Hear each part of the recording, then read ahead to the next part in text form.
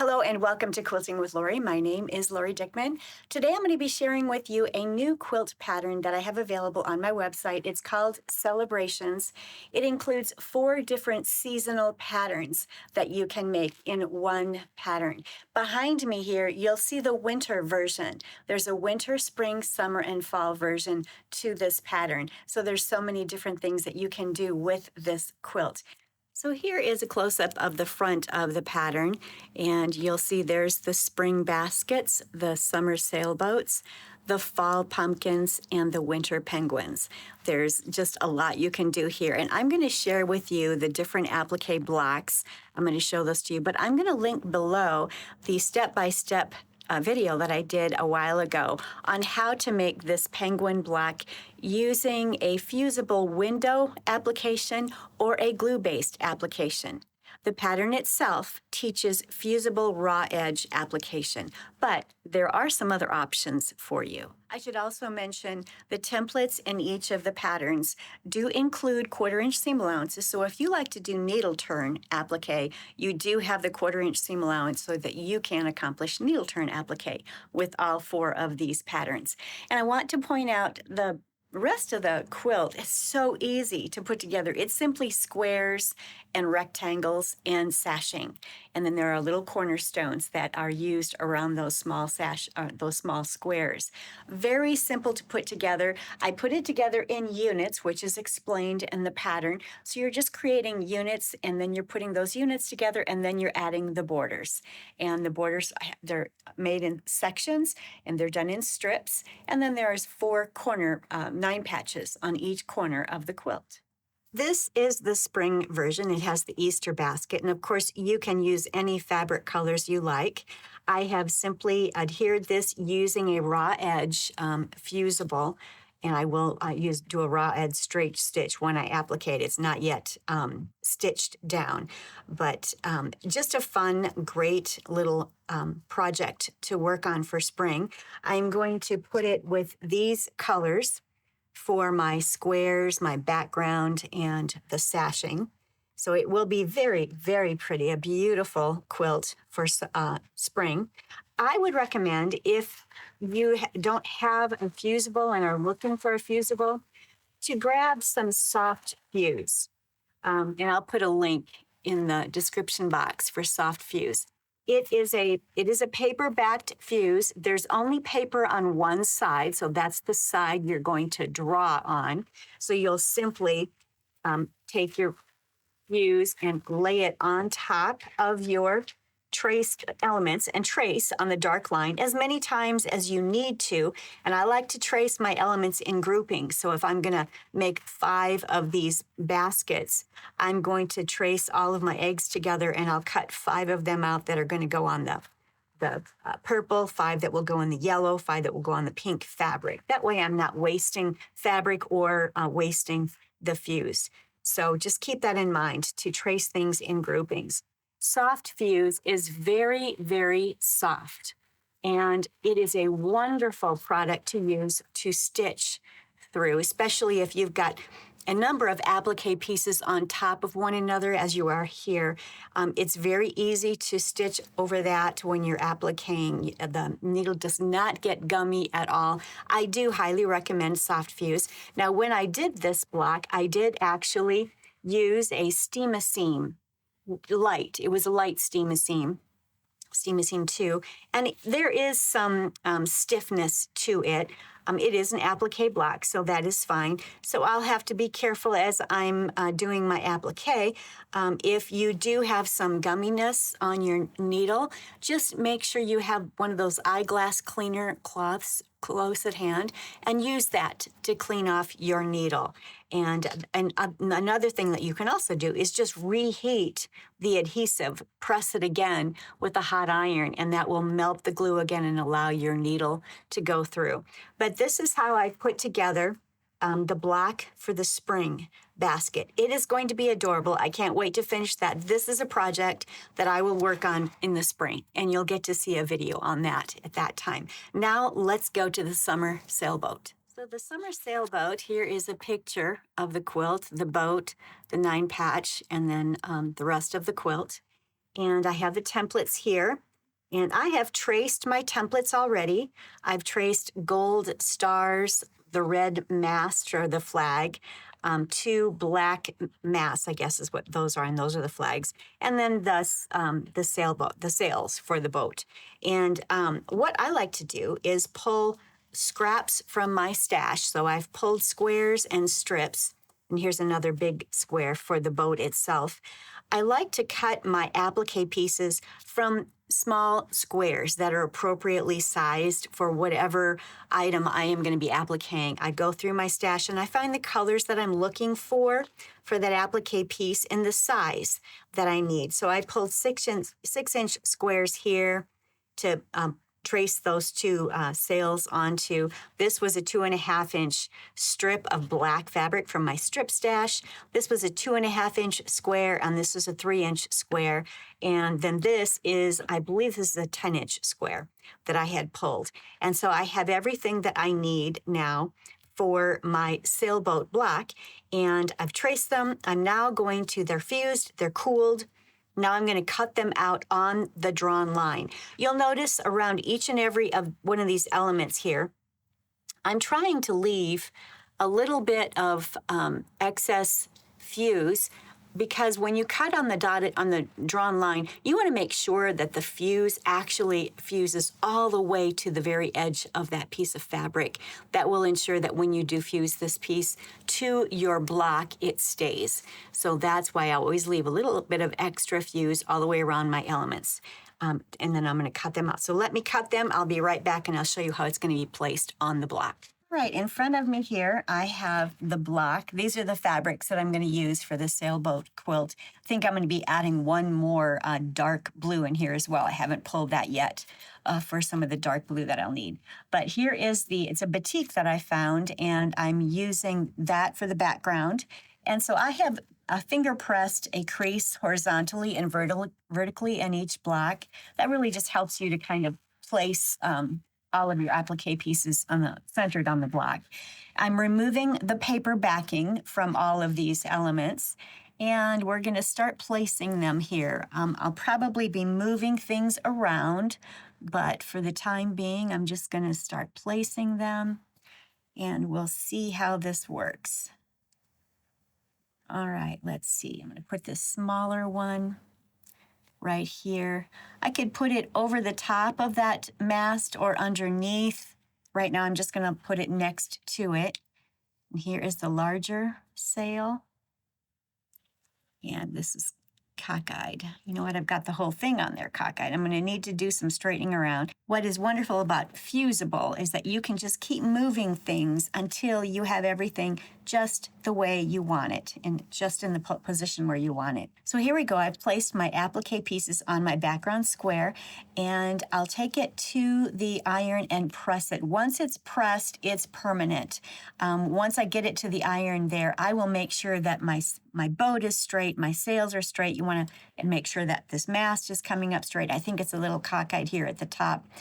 But I'll get all of that fixed before I fuse it down. And once it is fused, then I can go ahead and applique.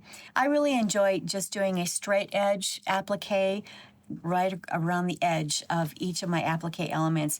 It's a wonderful way to secure everything nicely, and it accents the edge of everything, and it doesn't take quite as much time. But if you like to do a blanket stitch or a satin stitch, that's another option for you too, or maybe a fancy stitch, whatever you choose. But my personal preference is a raw edge applique right along the edge of each of the pieces.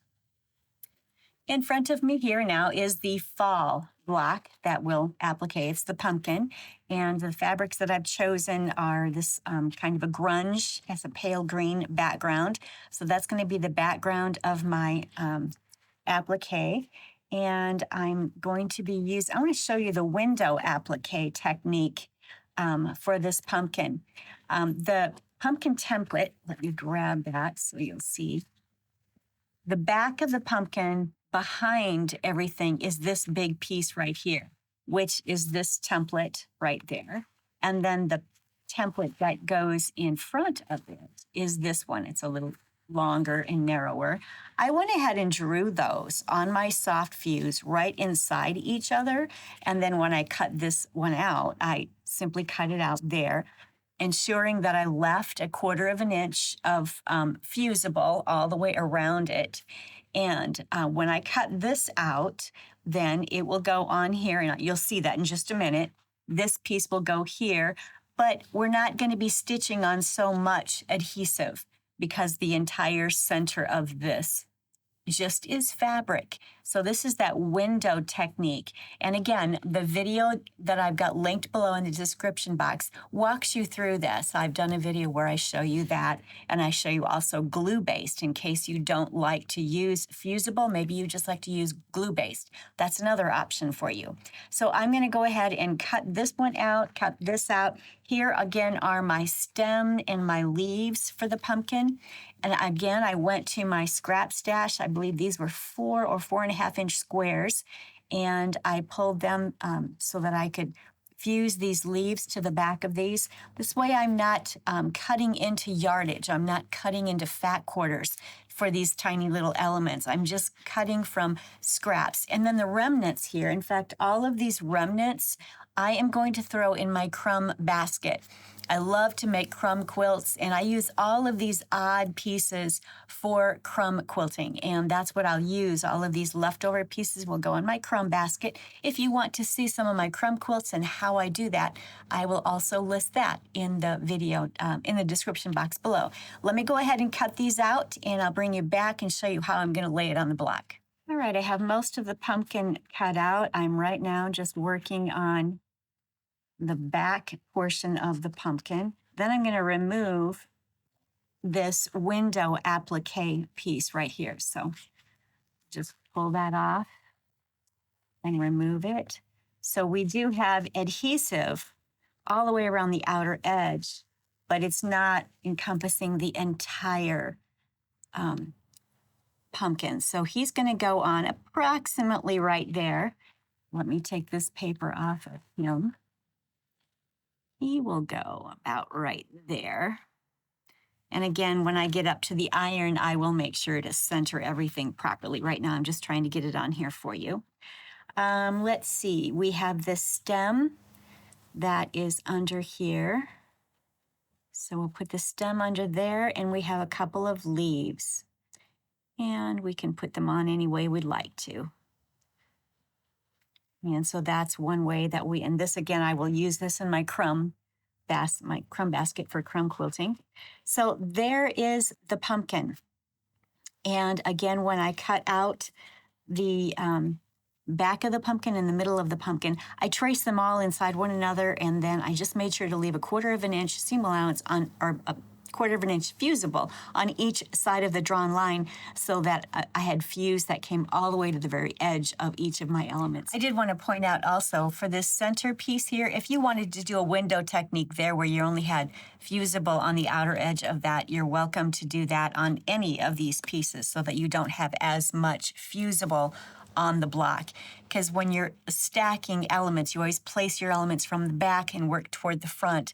When you're stacking elements like this and you're using fusible applique technique, you do end up with a lot of fuse on top of one another with all the different pieces that are overlapping. So it's something to think about, and you might like to use that window applique technique. These are the fabrics that I'm going to use for my fall seasonal quilt and my celebrations quilt. So that's what I'm going to use for this. So there's my pumpkin. I've got my sailboat.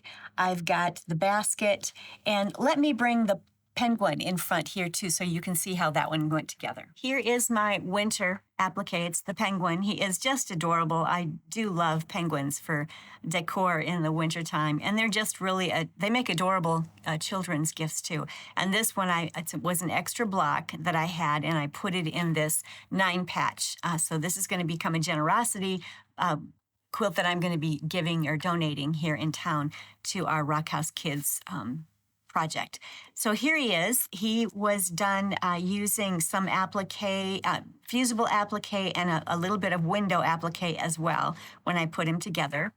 This is what the pattern looks like. It's the block and the corners there. And just a really fun little block to make.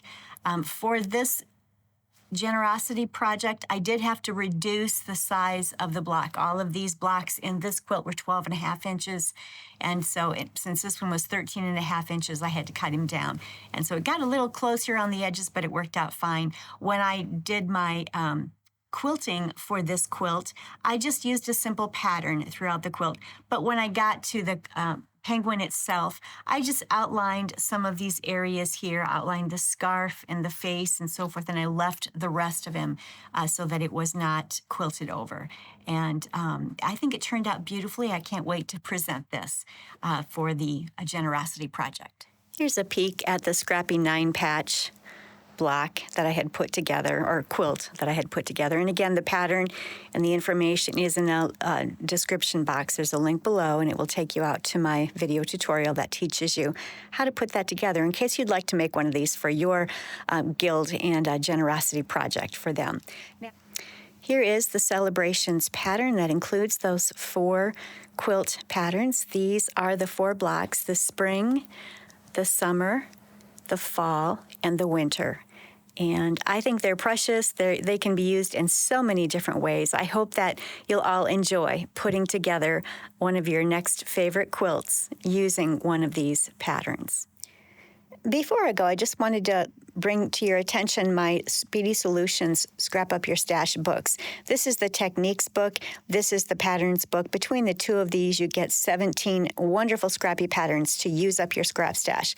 This book teaches you everything you need to know to get your scrap stash cut, sorted, organized, and ready to go to make beautiful quilts.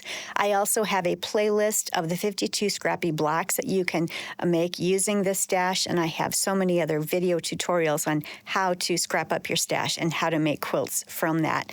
And so make sure you check out the links below. There's also a video that goes along with this techniques book, and it walks you step by step through the process.